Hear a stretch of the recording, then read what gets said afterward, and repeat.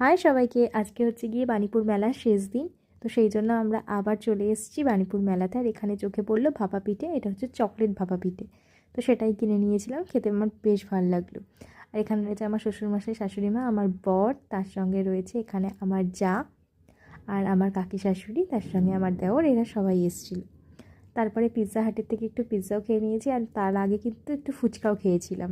তারপরে আমরা ড্রাগনে চললাম, আমি আর আমার জা দুজনে মিলে। আর তার সঙ্গে আমার বর আর আমার শ্বশুরমশাই গেছিলো মরণকূপ দেখার জন্য।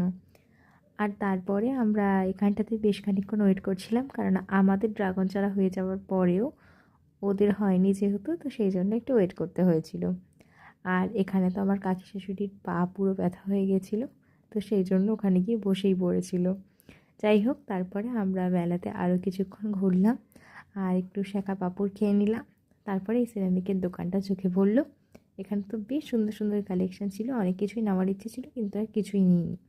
তারপরে এই এয়ার ফ্রায়ারটা কিনলাম, সাথে একটা কেটেল ফ্রি পেয়ে জিলেপি নিয়ে বাড়ির পথে।